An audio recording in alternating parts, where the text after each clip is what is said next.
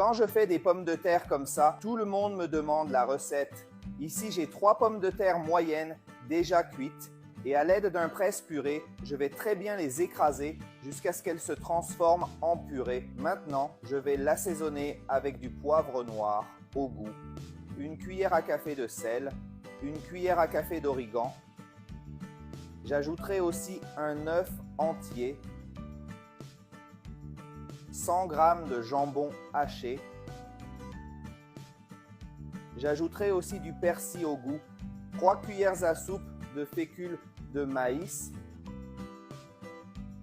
et aussi 3 cuillères à soupe d'huile d'olive.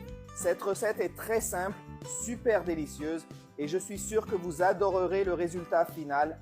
Et si vous aimez les recettes avec des pommes de terre, laissez-les ci-dessous. J'adore les pommes de terre. De cette façon, je saurai que vous continuez à aimer les recettes de pommes de terre et je pourrai vous proposer des recettes plus différentes avec des pommes de terre afin que vous puissiez varier la façon dont vous préparez votre déjeuner et votre dîner, car parfois, nous en avons marre de manger quelque chose qui est laid de la même manière tout le temps. Il est donc bon de varier la façon dont nous préparons nos aliments préférés. Profitez-en et laissez votre note pour cette recette à la fin de la vidéo. Après avoir très bien tout mélangé, passons à l'étape suivante. Ici, j'ai une poche à douille dans un pot. Nous allons donc prendre toute notre pâte et la mettre dans la poche à douille. Placer la poche à douille dans un pot facilite l'ajout de la pâte, mais si vous n'avez pas de pot, vous pouvez le faire aussi. Les amis, restez jusqu'à la fin.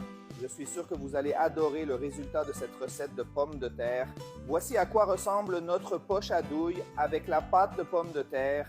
Il suffit donc d'appuyer pour faire descendre la pâte jusqu'au bout.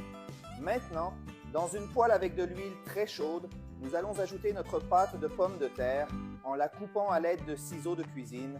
De cette façon, voyez comme c'est simple et très pratique. Le résultat sera une recette de pommes de terre super différente. Les enfants vont adorer. À l'aide d'une fourchette, nous pouvons retourner nos pommes de terre pour qu'elles soient bien frites de tous les côtés. Nous avons déjà fait frire nos pommes de terre, alors maintenant, retirez-les simplement de l'huile et placez-les sur une assiette avec une serviette en papier pour enlever l'excès d'huile, puis faites frire le reste de notre pâte de pommes de terre. Nous avons déjà fait frire toute notre pâte de pommes de terre et regardez comme elle s'est avérée délicieuse. Mon Dieu, comme c'est délicieux! C'était vraiment très savoureux et le meilleur, c'est que c'était très facile à préparer. Faites-le et vous l'aimerez tellement.